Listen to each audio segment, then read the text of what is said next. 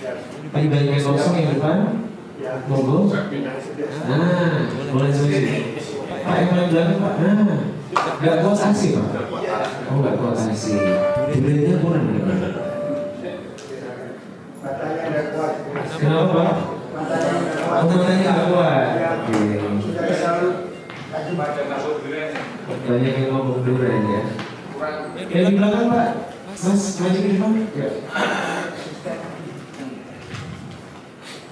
Ini bapak-bapak yang belum hadir tapi masih sadar ya rekamannya.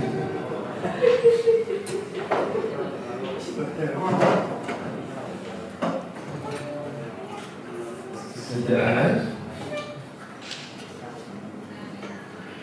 Baik Bapak Ibu, kita akan mulai. Bismillahirrahmanirrahim. Assalamualaikum warahmatullahi wabarakatuh. Waalaikumsalam warahmatullahi wabarakatuh. Masya Allah, semangat. Habis tidur dari semangat saja biasanya. Barakallahu fiikum jemaah sekalian, senang sekali sore hari ini kita diberikan kembali nikmat Allah Subhanahu wa taala untuk majelis ilmu.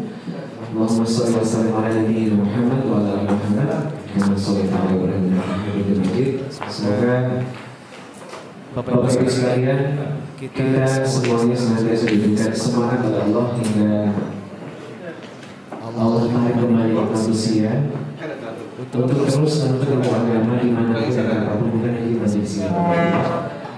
Dan sore hari ini Bapak Ibu kita sudah masuk ke sesi berapa? 5. Iya, silakan. Sesi duriannya itu ya? Iya. Ustaz ikut nggak tadi? Oh nggak ikut. Ustaz nanti durian. Mau sedikit-sedikit, Masya Allah ya. Ustaz sudah banyak. Masya Allah, hari ini tema kita menarik sekali Bapak Ibu. Kita akan membahas berkaitan dengan apakah aku tidak ridho dengan yang Allah berikan. Materi ini akan disampaikan oleh Ustaz Abu Zubair Hawari Al-Siya'a. Dan waktu kita Masya Allah sempat molor sedikit, tapi semoga memudahkan dan berkahi dengan waktu yang tersisa. Bapak Ibu seperti biasa, sesi ini juga akan mengundang nantinya ada interaksi kajian kepada Ustaz. Nah Ustaz, apa Ustaz? Barakallahu fiikum. Bismillah. Assalamualaikum warahmatullahi wabarakatuh. Innal hamdalillah nahmaduhu wa nasta'inuhu wa nastaghfiruh wa na'udzu billahi min shururi anfusina wa sayyiati a'malina.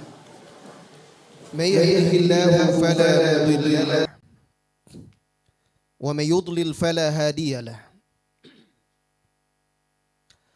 أشهد أن لا إله إلا الله وحده لا شريك له وأشهد أن محمدا عبده ورسوله صلى الله عليه وعلى آله وأصحابه ومن سار على نهجه وتمسك بسنته إلى يوم الدين وسلم تسليما كثيرا أما بعد. Ma'asyiral muslimin wal muslimat, saudara-saudari kaum muslimin dan muslimat yang semoga senantiasa dirahmati dan diberkahi oleh Allah Subhanahu wa taala. Petang hari ini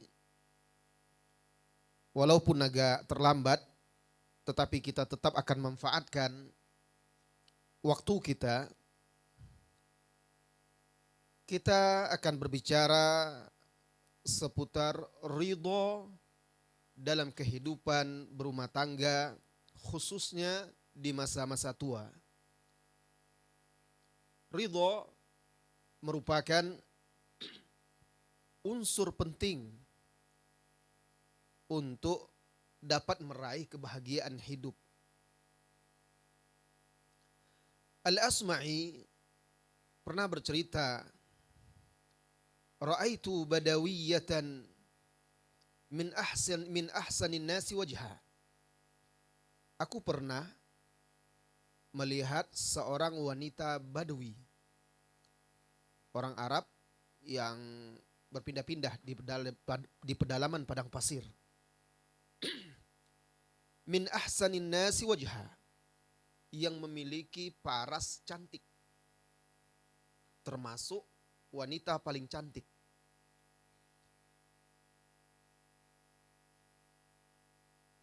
Zaujuha qabihul wajhi,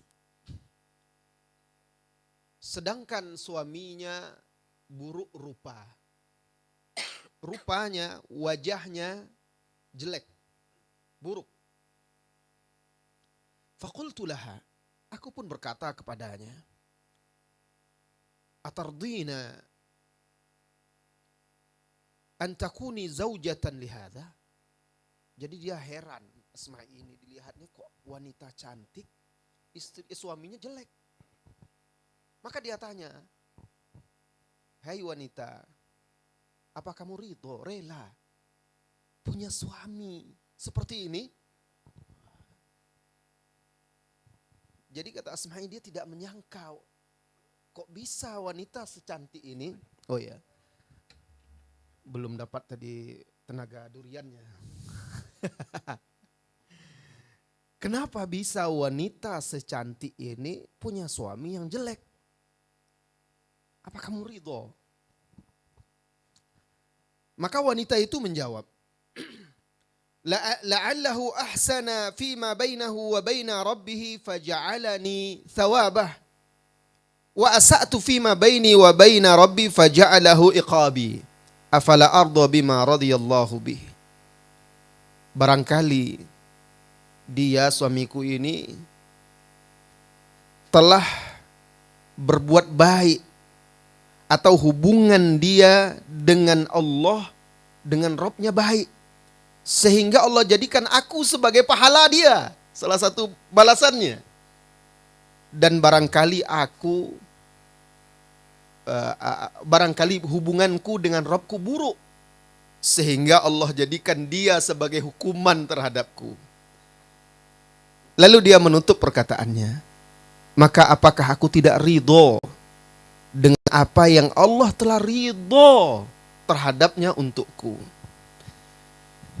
Kisah ini menggambarkan wanita ini ridho dengan apa yang Allah berikan untuk dia. Ya, ridho dapat suami walaupun suaminya itu buruk rupa, tetapi dia ridho dengan apa yang telah Allah berikan kepada dia, dan dia introspeksi diri dia. Barangkali karena hubungan saya dengan Allah tidak bagus, mungkin saya banyak salah, banyak dosa, maka Allah berikan aku suami seperti dia sebagai hukuman. Dan barangkali dia itu baik hubungannya, bagus hubungannya dengan Allah Subhanahu wa taala, taat dia, maka Allah berikan wanita yang cantik sebagai bagian pahala untuk dia.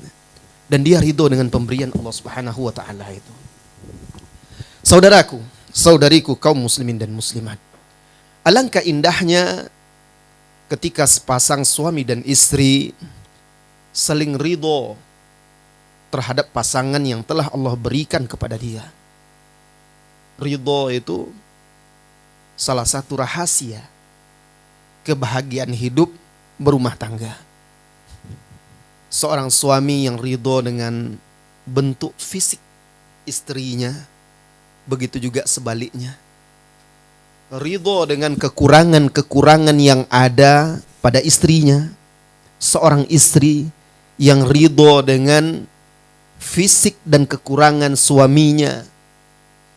Ridho juga dengan penghasilan nafkah suaminya yang sudah berusaha dan berjuang.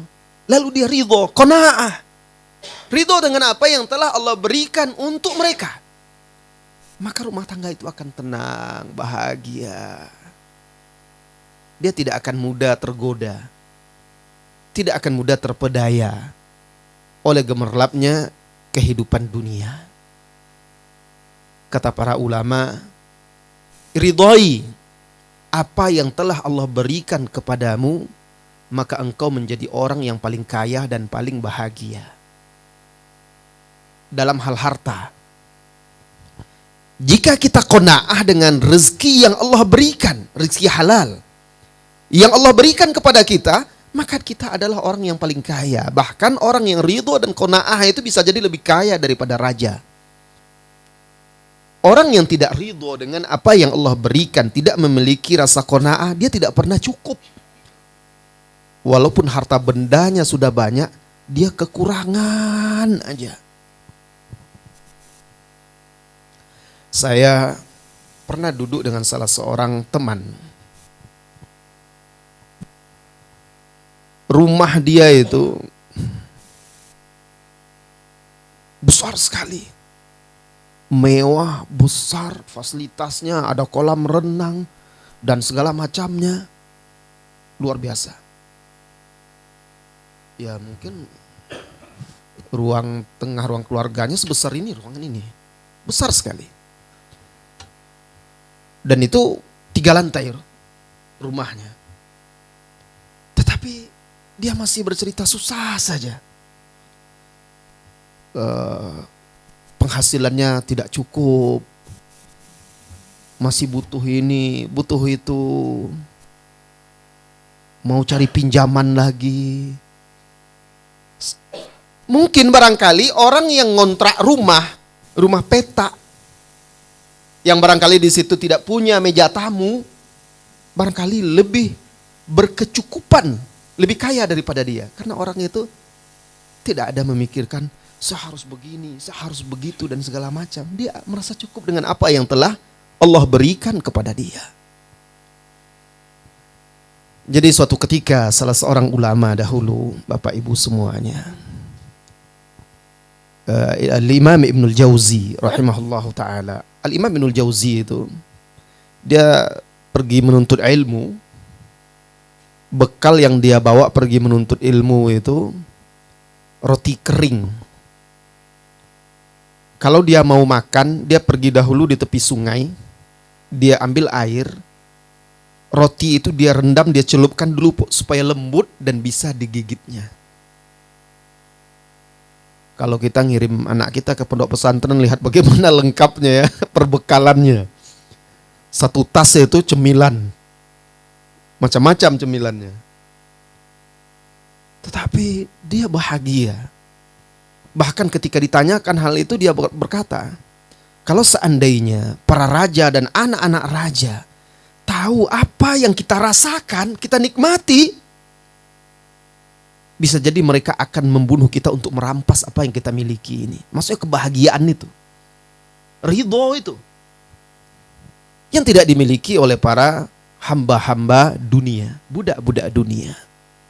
Alangkah indahnya rumah tangga apabila suami istri memiliki sifat ridho dengan apa yang Allah berikan, akhirnya anak-anaknya pun memiliki sifat ridho pula dengan apa yang Allah berikan kepada dia. Kita pindah ke kisah yang lain. Sebuah kisah yang sangat menakjubkan, wahai kaum muslimin dan muslimat. Seorang suami yang membawa istrinya dengan anaknya yang masih menyusui, masih kecil. Dibawanya di sebuah tempat padang tandus dan gersang.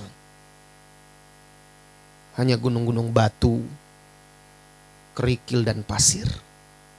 Tidak ada pepohonan, tempat berteduh. Tidak ada sumber air.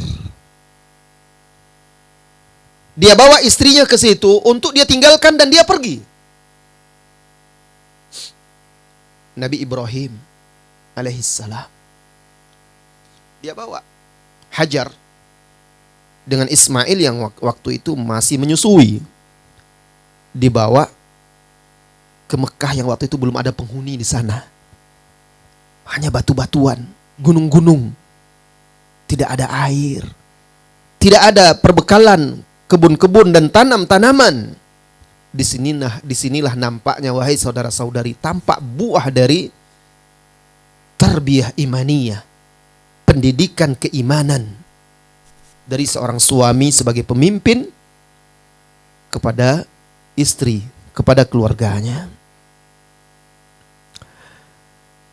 Ketika dia hendak pergi, berangkat meninggalkan istrinya, hanya berbekal sedikit korma, tanpa ada air. istrinya tersebut bertanya kepada dia, Allahu amaraka bihadza ya Ibrahim? Hai Ibrahim, apakah Allah yang perintahkan engkau melakukan ini, meninggalkan kami di tempat yang tandus dan gersang ini, tanpa air, tanpa makanan? Apakah Allah yang memerintahkanmu? Maka Ibrahim alaihi salatu wassalam menjawab, ya, Allah yang memerintahkanku untuk membawa kalian ke sini lalu meninggalkan kalian di sini.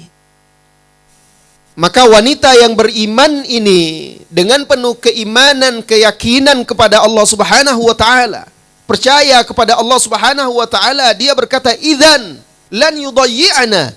Jika memang begitu, kalau sudah Allah yang perintahkan, Allah tidak akan sia-siakan kami di sini. Allahu Akbar. Itu dia iman dan ridho terhadap Allah Subhanahu wa taala. Subhanallah. Istrinya Nabi. Hidupnya seperti itu tapi dia ridho.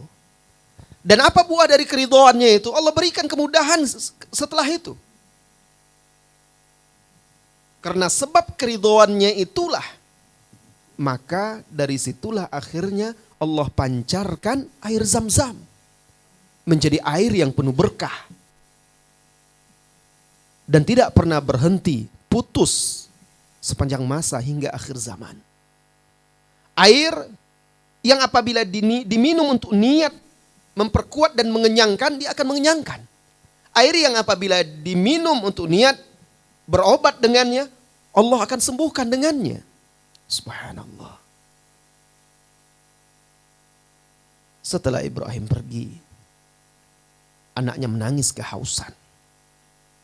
Apakah dia berpangku tangan? Tidak, dia berusaha mencari bantuan. Begitulah. Orang yang ridho bukan berarti dia berpangku tangan, lalu menyerah dengan keadaan. Tidak, dia tetap berusaha. Ditinggalkannya anaknya, diletakkannya di dekat Ka'bah itu,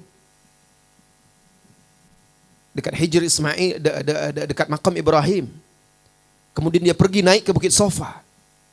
Kenapa dia naik? Dia berharap barangkali dia melihat ada bantuan atau ada sesuatu makanan, sumber air. Karena Sofa itu bukit, berada di tempat yang tinggi. Sekarang saja tidak nampak lagi bukit, karena masjid sudah lebih tinggi darinya. Ketika tidak dilihatnya, dia berlari lagi pergi ke bukit di seberangnya, Marwah. Dia panjat lagi, dia daki sampai ke atas. Terus bolak-balik. Sampai akhirnya Allah berikan kemudahan untuk dia. Setelah dia berjuang, berusaha, barulah setelah itu Allah berikan kemudahan untuk dia memancar air Zam-Zam dari hentakan kaki Ismail alaihissalam. Ridho, yakin kepada Allah Subhanahu wa taala, ditambah dengan usaha dan perjuangan, itu dia rahasia kebahagiaan hidup, apalagi di usia tua. Maka kita harus banyak ridho dengan pemberian Allah Subhanahu wa taala. Orang kalau dia tidak ridho dengan pemberian Allah Subhanahu wa taala, ngeri. Sudah tua, pikirannya masih harta saja. Ada orang tua seperti itu kalau sudah tua. Kenapa? Karena tidak ridho dengan pemberian Allah. Harusnya dia sudah sibuk memikirkan akhiratnya. Bekal yang akan dia bawa ke akhirat, ke alam barzah. Tetapi masih sibuk mengurus mana aset ini, mana uang ini, mana uang itu dan segala macamnya. La ilaha illallah. Yang terkadang murka dan marah kepada anak-anaknya karena hal-hal tersebut. Kasihan sekali kalau seandainya sudah berumur 70 lebih, yang seharusnya lebih banyak beribadah kepada Allah Subhanahu wa taala, masih saja disibukkan dengan urusan-urusan dunia sehingga terpalingkan dari ibadah, dari memperbanyak zikir, mengingat Allah Subhanahu wa taala. Bahkan terjadi perselisihan, pertengkaran dengan suami, dengan istri, dengan keluarga-keluarga yang lain hanya karena harta benda atau karena dunia. Kaum muslimin dan muslimat yang semoga senantiasa dirahmati dan diberkahi oleh Allah Subhanahu wa taala. Ini dia wanita yang ridho, dan lawan dari ridho itu apa? Kufur, ingkar terhadap nikmat-nikmat Allah Subhanahu wa taala.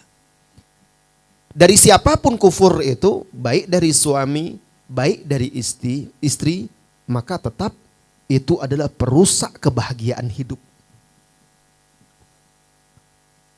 Allah Subhanahu wa taala berfirman, "La in syakartum la azidannakum wa la in kafartum inna adzabi lasyadid." Jika kalian bersyukur, mensyukuri pemberian Allah, nikmat Allah, maka Allah akan tambah nikmatnya tersebut. Tapi jika kalian kufur, ingkar terhadap nikmat Allah Subhanahu wa taala, apa kata Allah? Ingat, azabku sangat pedih.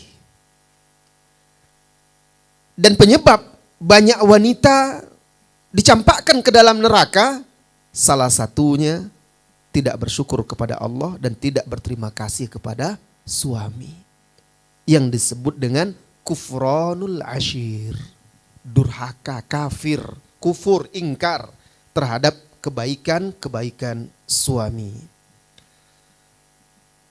Nabi kita Muhammad sallallahu alaihi wasallam pernah bersabda, "Uritun nar fa idza aktsara ahluhan nisa, fa idza aktsaru ahlihan nisa." Telah diperlihatkan kepadaku neraka, dan aku lihat ternyata kebanyakan penghuninya adalah wanita. Ya, wanita kebanyakan penghuninya, karena memang jumlah wanita lebih banyak dari pria, itu juga satu ya. Di sorga juga penghuninya wanita lebih banyak daripada laki-laki. Karena bidadari saja berapa banyak di sorga? Wanita kan? Belum lagi wanita-wanita beriman yang masuk sorga. Nah, lalu Rasulullah Sallallahu Alaihi Wasallam menyebutkan sebabnya yakfurnal ashir, yakfurna, karena mereka kufur. Kufur di sini bukan kufur keluar dari agama. Para wanita yang mendengar perkataan Rasulullah Sallallahu Alaihi Wasallam itu kaget, takut mereka, sehingga mereka bertanya kepada Nabi Sallallahu Alaihi Wasallam, qila ayakfurna billah, apakah karena mereka kafir kepada Allah wahai Rasulullah sallallahu alaihi wasallam? Bukan. Qala Nabi sallallahu alaihi wasallam, Nabi sallallahu alaihi wasallam bersabda, yakfurnal ashira wa yakfurnal ihsan, karena dia mengingkari suaminya, karena dia mengingkari kebaikan-kebaikan, perbuatan baik yang diberikan, dilakukan oleh suaminya kepada dia. Lau ahsanta ila ihdahunna dahra thumma ra'at minka syai'an qalat ma ra'aitu minka khairan qattun. Karena mereka ingkar kepada suaminya, karena mereka ingkar terhadap kebaikan-kebaikan suaminya. Kalau engkau berbuat baik sepanjang tahun kepada dia, lalu dia lihat ada kesalahan, sedikit saja engkau bersalah, melakukan kesalahan, maka dia akan berkata, aku tidak lihat ada kebaikan padamu. Ya, mungkin tidak semua wanita seperti itu, tapi banyak wanita yang seperti itu. Kalau sudah bertengkar dengan suami, melihat ada suaminya salah dan segala macam, kadang-kadang muncul kata-kata yang semisal dengan itu. Ungkapannya mungkin berbeda, tetapi maknanya sama. Selama ini kita berumah tangga, memang abang tidak pernah begini, memang mas tidak pernah begini. Selalu habis sudah kebaikan-kebaikan suaminya. Tidak mungkin suaminya buruk semua yang dilakukannya selama ini. Ini dia kufranul ashir, lawan dari ridho terhadap apa yang Allah berikan kepada dia. Begitu juga laki-laki. Nabi SAW juga mengingatkan kepada kaum laki-laki, janganlah seorang suami itu, laki-laki itu, la yafruku mu'min mu'minah. Janganlah seorang laki-laki mukmin, suami itu membenci seorang mukminah, istrinya. Kalau dia melihat ada keburukan, kekurangan pada istrinya, pasti ada kelebihan-kelebihan lain yang membuat dia ridho. Itu kehidupan. Tentunya ketika sudah lama hidup berdua sampai usia senja, banyak kekurangan nampak. Banyak kelemahan terlihat. Banyak kesalahan terungkap dari kedua belah pihak. Disinilah dibutuhkan ridho, lapang dada. Ketika melihat kekurangan, keburukan suami, lihat kekurangan, keburukan yang ada pada diri kita. Begitu juga suami, tidak boleh dia membenci istrinya karena dia melihat istrinya salah atau ada kekurangan. Lalu dia benci secara keseluruhan, tidak bisa. Pasti ada sifat-sifat yang dia sukai dan dia ridhoi dari istrinya tersebut. Kaum muslimin dan muslimat yang semoga senantiasa dirahmati dan diberkahi oleh Allah Subhanahu wa taala. Istri yang ridho itu dia selalu berusaha mendukung suaminya untuk bekerja mencari nafkah yang halal. Dia tidak akan memaksa, membebani suaminya harus bisa memberikan dia dan anak-anaknya sesuatu yang di luar batas kemampuan suaminya. Akhirnya karena tuntutan yang banyak dan terlalu besar di luar kemampuan dia, dia cari cara-cara yang tidak halal. Yang penting istrinya bisa senang, yang penting istrinya suka, ridho. Akhirnya dia cari berhutang ke sana kemari. Supaya apa? Menyenangkan istri. Nah, istri kalau seperti itu yang diinginkannya dari suami, ini istri yang tidak qanaah, tidak ridho kepada Allah Subhanahu wa taala. Dahulu sebagian wanita salaf ketika dia melepas kepergian suaminya saat hendak bekerja, dia berkata kepada suaminya, "Ittaqillaha fina wa la tut'imna illa min halal." Wahai suamiku, bertakwalah engkau kepada Allah terhadap kami. Jangan beri kami makan kecuali dari yang halal. Wa iyyaka an tudkhila alaina al-haram. Jangan sampai engkau memasukkan kepada kami sesuatu yang haram. Fa innana nasbiru ala naril ju'. Kami sanggup menahan panasnya rasa lapar. Wala nasbiru ala nari jahannam. Dan kami tidak akan sanggup, tidak akan tahan terhadap panasnya nyala api neraka. Subhanallah, ini istri yang qanaah yang akan membuat suami itu tenang. Dia pergi meninggalkan rumah itu dadanya lapang, tenang. Subhanallah. Ini wanita yang sangat mahal ini. Berharga, susah mencarinya di zaman sekarang. Istri yang ridho adalah istri yang membantu suaminya. Apapun kemampuan suaminya, tanpa jenuh dan bosan. Setiap pagi dia ingatkan suaminya untuk berusaha mencari rezeki yang halal. Dan jangan memasukkan yang haram ke dalam rumahnya. Dia beri motivasi kepada suaminya. Dia paham dunia ini seperti air laut. Semakin banyak kita meminumnya, kita semakin haus dan dahaga. Lalu kita dehidrasi. Seperti itulah dunia. Semakin banyak kita mengumpulkannya, menikmatinya, maka kita semakin lapar. Semakin kecanduan. Yang akhirnya kita disibukkan berlomba-lomba dengan dunia itu hingga lupa kepada kematian. Rasulullah sallallahu alaihi wasallam bersabda,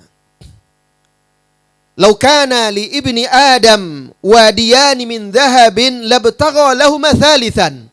Kalaulah seorang anak Adam itu punya dua lembah berisi penuh dengan emas.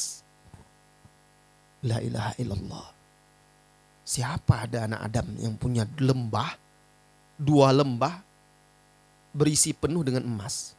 Kalau ada orang seperti itu anak Adam, apa kata Rasulullah Sallallahu Alaihi Wasallam? Labtagha lahuma thalisan. Pasti dia akan cari lembah ketiga yang juga penuh dengan emas. Karena nggak pernah puas dunia ini. Semakin kita teguh, semakin kehausan kita dan rasa ingin minum lagi, ingin minum lagi. Kemudian Nabi Shallallahu Alaihi Wasallam melanjutkan, wala yamla'u jaufa ibni Adam illa turab, dan tidak akan ada yang bisa memenuhi perut anak Adam itu kecuali tanah. Apa maksudnya? Anak Adam itu tidak akan pernah berhenti mengejar dunia, tidak akan pernah puas terhadap dunia kecuali dia sudah mati terkubur di dalam tanah. Sudah terkubur, tanah lagi yang akan memenuhi diri dia, ketika itu baru berhenti. Alhaakumut takatsur hatta zurtumul maqabir. Berlomba-lomba terhadap dunia telah melalaikan kalian, sehingga kalian akhirnya masuk ke dalam kuburan. Itu kenyataan kita. Di usia tua tentu sudah tidak sepatutnya lagi kita tamak terhadap dunia. Kalau Allah berikan kemudahan harta kepada kita atau salah seorang kita di usia senja, maka gunakanlah itu untuk ridho Allah Subhanahu wa taala. Untuk mendekatkan kita kepada Allah, misalnya apa? Untuk beribadah, haji, umroh, untuk membangun tempat-tempat sarana ibadah, membantu dakwah. Ya, anak kita sudah sanggup untuk menyekolahkannya ke sekolah-sekolah yang bisa mengajarkan akidah. Anak kita sudah berkeluarga, sudah mandiri, kita masih punya harta banyak. Apalagi dipikirkan saya akan bangun ini, saya akan buat bisnis ini lagi, saya mikirkan ini supaya semakin bertambah banyak uang saya, ini dan segala macam. Apalagi? Sehingga akhirnya zikir kita berkurang, sholat kita berkurang, minimal berkurang kekhusyukannya. Karena terpikir dunia saja, yang tidak akan pernah habis-habis sampai seseorang itu meninggalkan dunia. Kaum muslimin dan muslimat yang semoga senantiasa dirahmati dan diberkahi oleh Allah Subhanahu wa taala. Ini dia ridho dan qanaah. Ketika seseorang tidak ridho, tidak qanaah, seringkali akhirnya dia menempuh cara yang tidak baik. Seorang suami yang tidak qanaah terhadap istrinya, barangkali dia juga akan mencari cara yang tidak baik, yang menyelisih jalan Allah terhadap atau melakukan hubungan-hubungan yang terlarang. Karena tidak qanaah. Dia tidak qanaah, tidak pula punya kemampuan. Akibatnya apa? Akibatnya terjerumus ke dalam dosa dan maksiat. Begitu juga seorang istri yang tidak qanaah terhadap suaminya, akan mudah di zaman sekarang ini terfitnah oleh fitnah-fitnah dunia. Anak yang tidak qanaah terhadap pemberian orang tuanya, tidak qanaah terhadap nafkah dari orang tuanya, akhirnya apa? Akhirnya dia akan menyeleweng. Makanya jadi seminggu yang lalu hari Senin, bukan seminggu ya, kemarin baru hari Senin, ada sepasang suami istri datang dan minta konsultasi waktu itu. Permasalahan anak. Anaknya kelas 2 SMA lah, di salah satu pesantren di Jawa. Perempuan. Dan kabur dari pondok pesantren. Itu yang ketiga kalinya dia kabur. Di pondok yang sama. Perempuan kabur, bayangkan. Kalau anak laki-laki mungkin kan, ya laki-laki. Kata orang mungkin seperti itu ya. Ini perempuan kabur. Dan kaburnya itu bukan pulang ke rumah orang tuanya. Datang dia. Dan yang terakhir ini kemarin Senin itu, saya tanya sudah sejak kapan dia kabur. Hari Jumat. Jumat, Sabtu, Minggu, udah 3 hari. Dan belum ada kabar beritanya. Lalu saya tanyalah, apa permasalahannya sebenarnya? Jadi anak ini ternyata memang sudah terbiasa diajarkan tidak qanaah sedari kecil. Apa yang diinginkan dikasih. Yang belum sepatutnya menjadi fasilitas dia diberikan. Saya urut lagi permasalahannya. Ternyata di pondok sebelumnya ketika dia masih SMP, dia bisa membeli handphone padahal dia di dalam pesantren. Dia kumpulkanlah uang jajan dia, macam-macam dia buat alasan kepada orang tuanya. Ada uang ini, itu dan segala macam. Ini karena tidak qanaah. Lalu diam-diam dia bisa beli handphone dari teman-temannya yang tidak baik. Dia beli handphone. Selesai dia pindah pesantren lain. Akhirnya karena dia sudah kecanduan dengan dunia yang dia kenal, dengan teman-teman yang ada di luar, dia tidak bisa qanaah menerima lagi kehidupan di pesantren. Kabur. Ditemukan sama orang, dipulangkan ke pesantren. Dibawa pulang lagi ke rumah.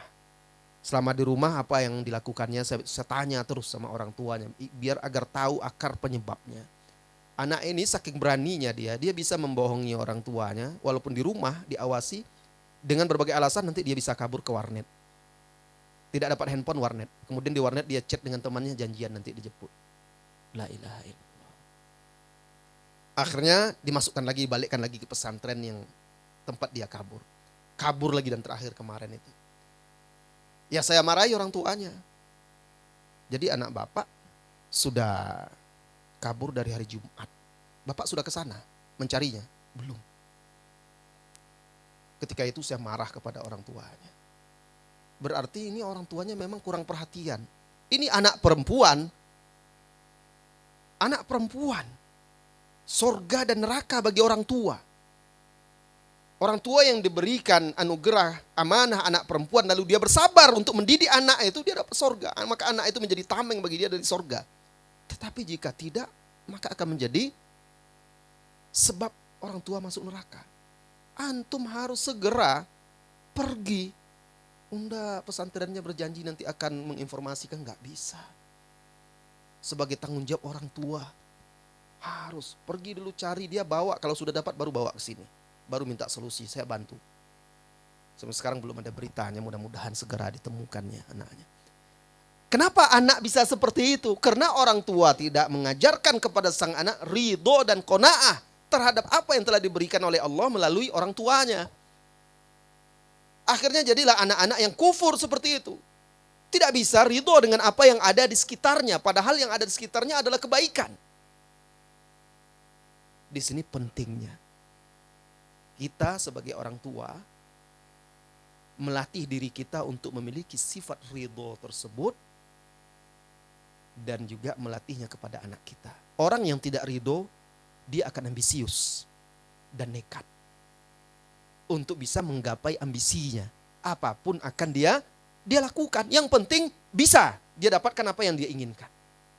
Tapi orang yang ridho kepada Allah Subhanahu wa taala, maka setelah dia berusaha yang baik untuk sesuatu yang baik, dia akan bertawakal kepada Allah dan dia akan bersyukur, memuji Allah terhadap apa yang diberikan oleh Allah Subhanahu wa taala kepadanya. Bapak Ibu jamaah semuanya. Nabi kita Muhammad sallallahu alaihi wasallam pernah bersabda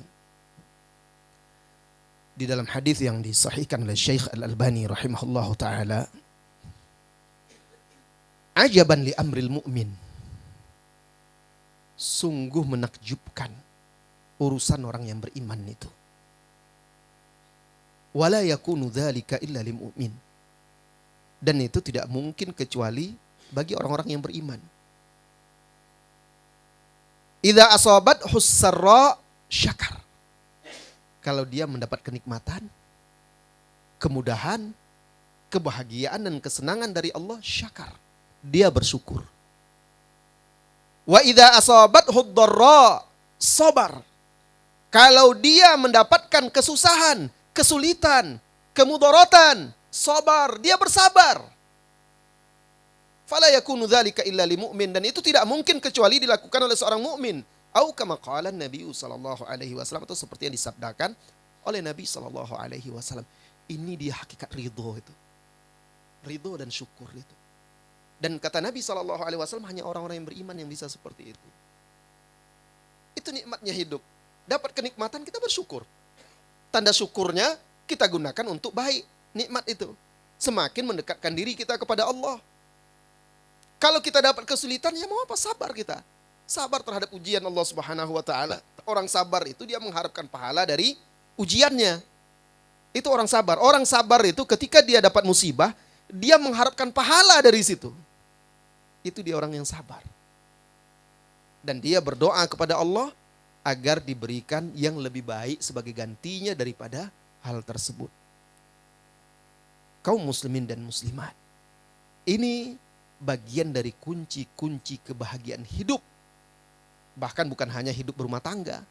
Siapapun yang hidup di dunia ini, kalau betul-betul ingin bahagia, salah satu kunci yang sangat penting, ridho dan syukur kepada Allah Subhanahu wa ta'ala. Baiklah, ini sudah pukul 17.13 ya. Maghrib pukul 6 kurang ya, 6 kurang seperempat. Jadi kita beri kesempatan 30 menit untuk bertanya jawab, menjawab pertanyaan-pertanyaan jamaah. Ya, Allahu a'lam bissawab. Nah, Ustaz, barakallahu fikum. Terima kasih Ustaz, jazakumullahu khairan.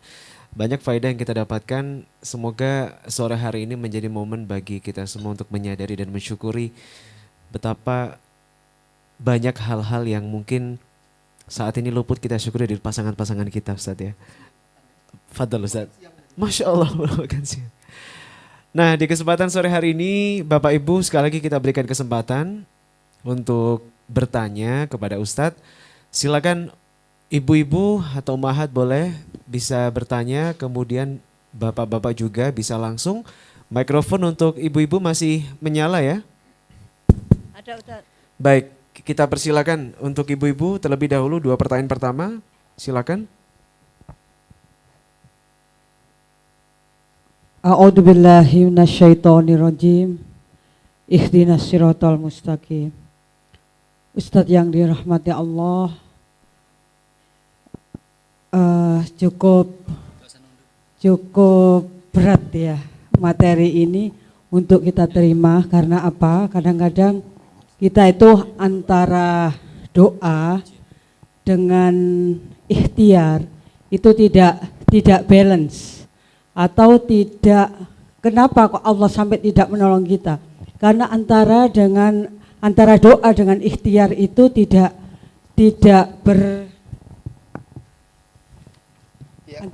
antara ikhtiar dengan doa itu kadang-kadang Tidak kita seimbang. tidak seimbang. Oke. Padahal kita tahu bahwa manusia itu diciptakan dari berpindahnya satu kebaikan ke kebaikan yang lain. Tapi seringnya kebaikan itu terkonsumsi, Ustadz. Maksudnya gini ya, seorang istri itu diminta qanaah terus, mengerti terus. Tapi di satu sisi Suaminya ikut ya Bu ya? Kenapa? Suaminya ikut ini ya? Ikut. Oke. Tapi ini bukan, kita global ya Ustadz ya. Iya, Kita iya. global karena Faham kita ya, Bu? melihat secara umum ini sangat berat semua ini kan kita setiap menuntut ilmu kan doanya Rabbi zidni ilma warzuqni fahma birahmatika ya arhamar rahimin. Kita berharap untuk mendapat rahmat untuk bisa mengaplikasikan semua ini. Iya. Tapi kita juga nggak bisa serta merta ingin tahu amunisi apa yang bisa menjadikan kita bisa melakukan semua apa yang diperintahkan Allah, sehingga dari doa serta aplikasi ikhtiarnya itu betul-betul dikuatkan untuk bisa mendapat pertolongan Allah, Ustadz. Baik. Mohon sebelum kematian menyebut kita, semoga kita menjadi istri yang qanaah. Amin. Gitu, sampai Ibu ini mewakili suara suara ibu-ibu yang di perempuan, sana ya? Baik. suara wanita, Baik. suara istri. Bukan suara Ustadz. pribadi Bu ya? Bukan. Oh, bukan. Nah, terima kasih Ibu pertanyaannya. Wassalamualaikum warahmatullahi wabarakatuh. Waalaikumsalam warahmatullahi Iya. wabarakatuh. Langsung dijawab atau kita tampung dulu Ustaz? Kita jawab dulu lah. Langsung biar jawab nggak ya. lupa, karena panjang dari ceritanya. Panjang Ustaz. Saya curhat Ustaz ya. Iya, ini bukan pertanyaan tetapi ya curhat. Curhat tadi lah. Ustaz ya. Silakan Ustaz. Alhamdulillah, terima kasih Ibu ya. Memang terkadang kita manusia itu memang berat menerima nasihat. Ya, memang berat, siapapun baik laki-laki maupun perempuan. Jadi ada semacam perasaan bagi wanita. Istri ini selalu disuruh kona'ah aja.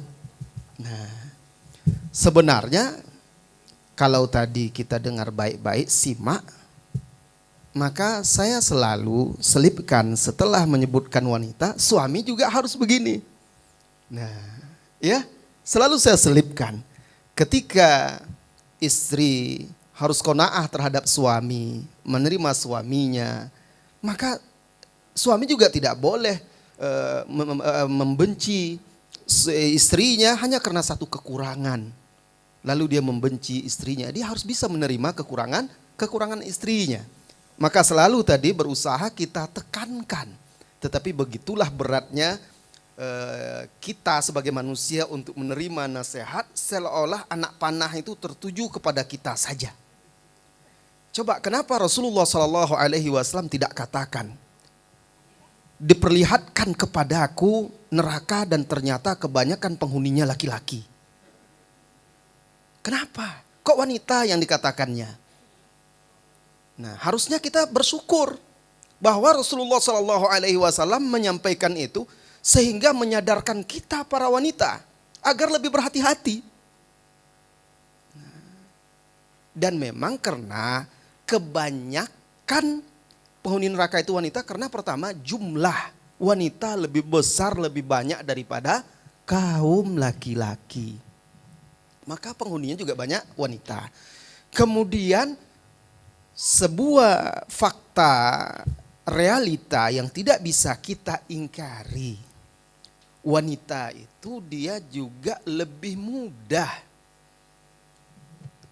terpengaruh emosinya, tergerak emosinya.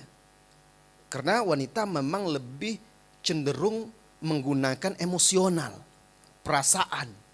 Berbeda dengan laki-laki yang terkadang dia lebih banyak menggunakan logikanya daripada perasaannya. Nah, oleh karena itu banyak wanita itu dikatakan oleh Rasulullah SAW dalam hadis dia menjadi penghuni neraka. Kemudian juga disebutkan tentang hadis di akhir zaman tentang Dajjal, kebanyakan pengikutnya adalah wanita. Karena Dajjal itu kan memfitnah. Yang dia bawa itu dunia. Sorga yang sebenarnya itu adalah neraka. Dia tampakkan sorga. Kemudian juga Dajjal itu lewat dia di tempat di bumi yang gersang tandus, tidak ada apa-apa, dia perintahkan tumbuh pada pohon-pohon, tumbuh dan berbuah. Lewat orang kuburan dia suruh hidup. Dia bawa neraka, sebenarnya neraka yang dia bawa itu adalah sorga. Saking banyaknya wanita yang mengikuti Dajjal itu, ketika Dajjal muncul ada di antara laki-laki yang mengikat istrinya, anak perempuannya, keluarga perempuannya di rumahnya agar tidak keluar dari rumahnya. Mengerikannya fitnah Dajjal itu. Apakah kita akan katakan kenapa wanita saja yang disebut-disebut? Karena Islam sayang pada wanita. Agar wanita jangan sampai nanti terfitnah oleh Dajjal dan melakukan kiat-kiat yang menjaga dia dari api neraka dan Dajjal. Jadi sebenarnya wanita, para istri dituntut untuk qanaah. Laki-laki, suami dituntut untuk menunaikan kewajibannya. Menunaikan hak istri, hak anaknya, dan menjalankan kewajiban-kewajibannya. Jadi masing-masing sesuai dengan porsinya. Wanita sebagai yang menerima, dia harus bisa qanaah setelah sang suami itu betul-betul berusaha. Tapi Ustadz, masalahnya kadang doa kita itu tidak balance dengan ikhtiar kita. Itulah sifat manusia. Ada manusia dia terlalu bergantung kepada usahanya, kepada kemampuannya. Dia lupa berdoa kepada Allah Subhanahu wa taala. Ini saya dapat dengan kepandaian saya. Akhirnya menjadi orang yang kufur seperti siapa? Qarun. Harta ini karena saya pandai, saya pintar. Bisnis ini berjalan lancar karena memang saya ahlinya. Ya. Nah, berapa banyak yang orang sarjana, kuliah, pintar-pintar, akhirnya memang rezekinya tidak diberikan oleh Allah dari situ, nggak bisa juga. Ada orang yang nggak sekolah cuma SD saja, akhirnya jadi orang kaya raya. Bukan soal pintarnya. Nah itu. Ada lagi orang, dia lebih dia bergantung, berdoa kepada Allah, tetapi dia malas. Ini sebenarnya juga tidak tawakal. Nah, yang penting saya akan sudah berdoa kepada Allah, usahanya kurang. Ini tidak balance juga. Seharusnya kita berdoa kepada Allah dan suami, istri sama-sama berusaha dan berjuang. Ketika kita sudah berdoa kepada Allah ya Bu, lalu suami kita lihat juga sudah berusaha, berjuang untuk keluarganya dan kita sebagai istri mendukung dia, mensupport dia. Kita terus pagi-pagi sebelum dia berangkat kita ingatkan juga, tenang Bang, jangan khawatir. Kami insya Allah selama abang sudah berusaha, selama panjenengan sudah berjuang, kami menerima insya Allah apa yang engkau berikan, yang penting halal dan berkah. Kalau abang nggak bisa belikan kami mobil lagi yang baru, nggak apa-apa. Ini sudah cukup, alhamdulillah. Yang penting jangan sampai abang melakukan sesuatu yang haram, jangan sampai engkau memasukkan ke rumah ini untuk kami, anak-anakmu, sesuatu yang haram. Terus dia usaha mendampingi suaminya, mensupport suaminya, menasihati suaminya. Dan setelah itu dia ridho qanaah dengan pemberian suaminya. Ini dia balance itu nanti. Berat, ya memang berat. Namanya ujian. Sorga itu kata Nabi SAW memang jalan menuju sorga itu dipenuhi oleh onak dan duri. Ujian dan cobaan, jalan menuju neraka yang haram itu gampang saja. Sesuatu yang haram itu seperti membuka keran saja, mengalir dia. Tetapi yang halal diuji dulu kita.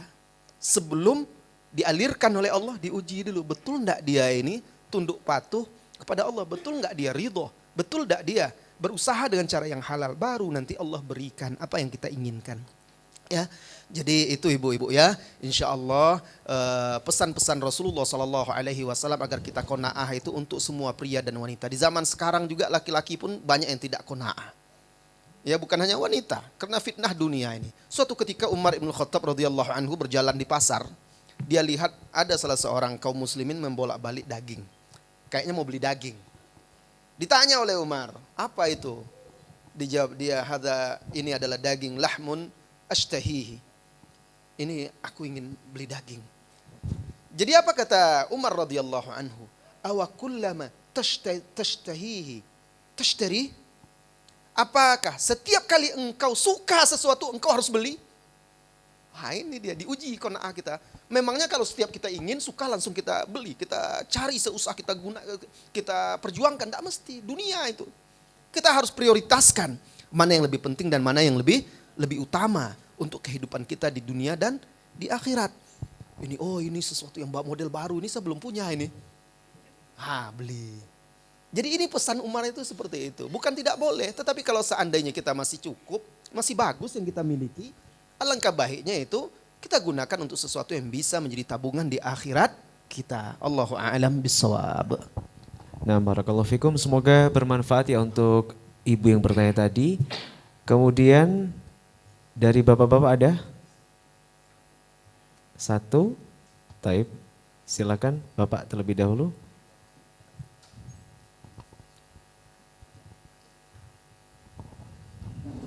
Terima kasih. Assalamualaikum warahmatullahi wabarakatuh. Terkait dengan qanaah Ustaz. Nah, kita dituntut untuk qanaah. Cuma kita kan tidak tahu apa yang akan datang di hadapan kita. Dan kita bekerja keras untuk mendapatkan sesuatu. Apakah itu salah Ustaz? Kita qanaah tapi masih berusaha keras untuk mendapatkan. Apakah itu salah atau bagaimana? Terima kasih. Kalau itu adalah sesuatu yang halal dan baik, misalnya kita sudah berusaha belum dapat, terus kita perjuangkan lagi gitu. Apakah itu termasuk tidak qanaah misalnya?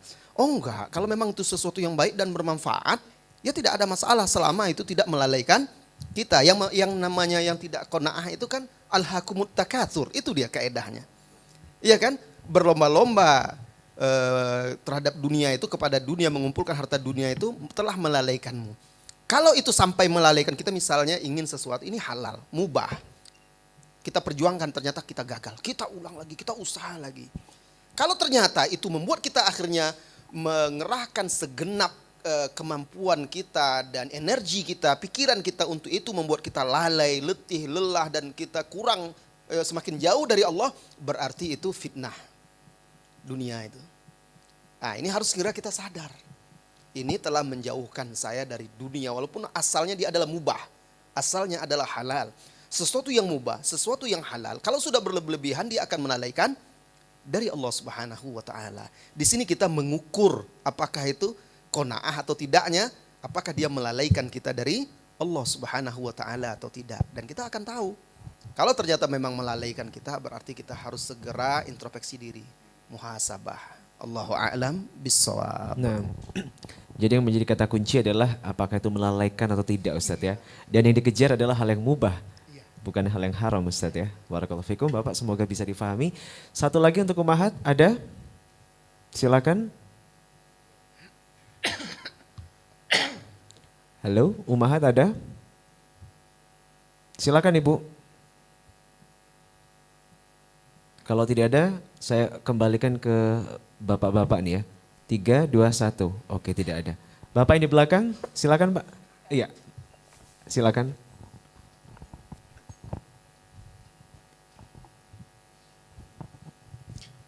Bismillah. Ustadz mohon nasihatnya bahwa ada nasihat terkait dengan sabar itu, sabar yang sebenarnya itu pada saat benturan di awal musibah. Tapi pada kenyataannya ini susah Ustadz. Iya. Susah di saat itu kita marah kemudian tidak ridho dengan Allah. Tips-tipsnya tolong Ustadz, nasihatnya gimana? Supaya kita Bisa, tetap sabar dalam iya. keadaan apapun, dalam keadaan musibah termasuknya. Jazakallah khair. Oh iya. Ya memang sabar itu sangat berat. Bahkan sabar itu seperti memikul gunung yang sangat besar. Sabar itu seperti menggenggam bara api. Berat sekali. Apalagi di awal-awal itu ya, ketika pertama kali musibah itu datang. Nah,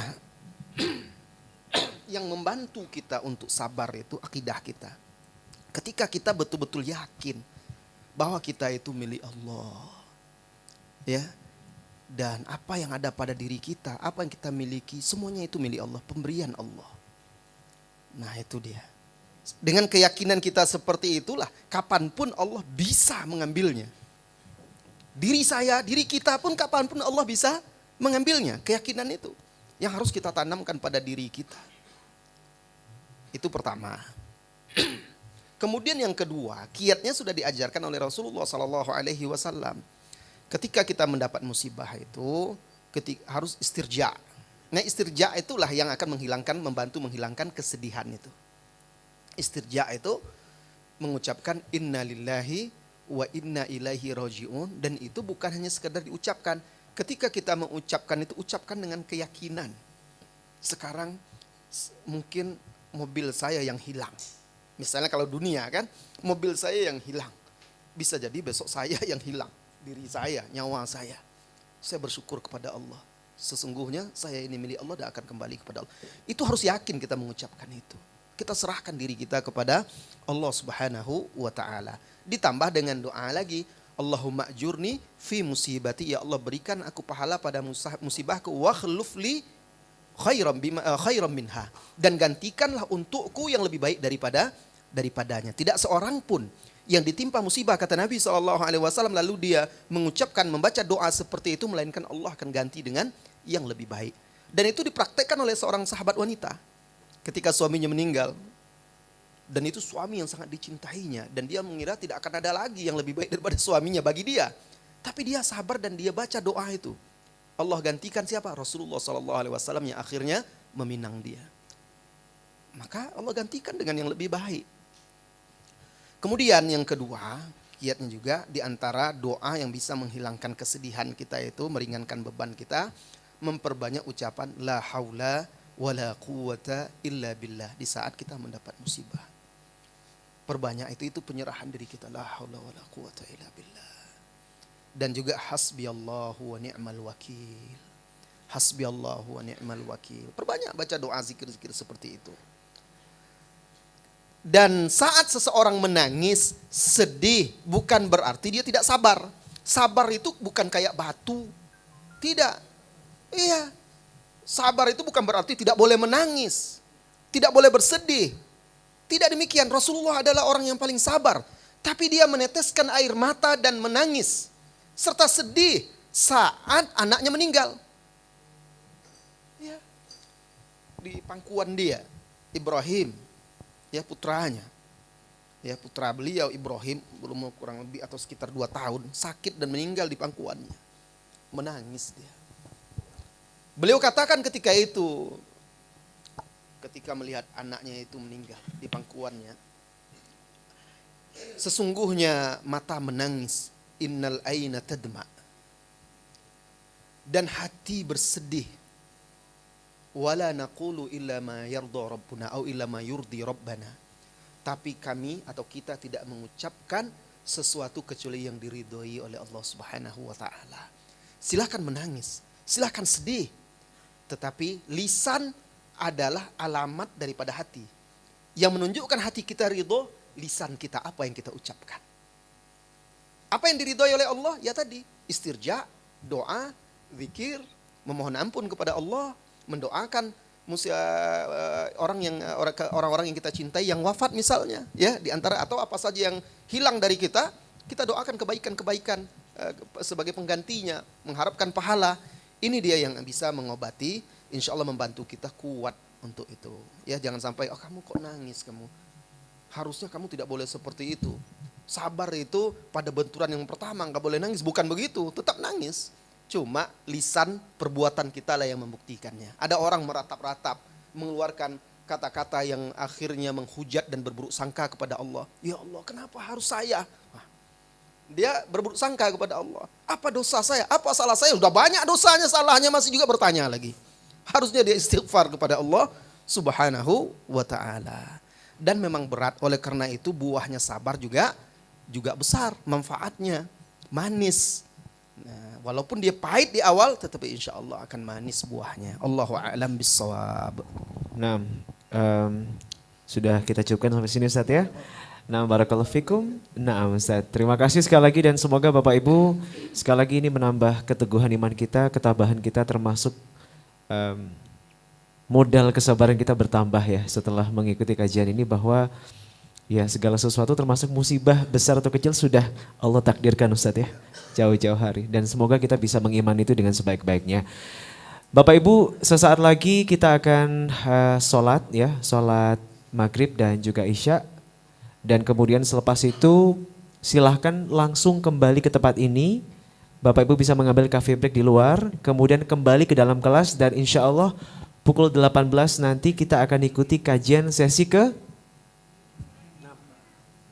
5, 4, 3, 2, 1. Sesi ke 6 insya Allah ya, bersama dengan Ustadz Dr. Musyafa dari Ni'mah. Terima kasih, kita langsung menuju ke musola. Wassalamualaikum warahmatullahi wabarakatuh.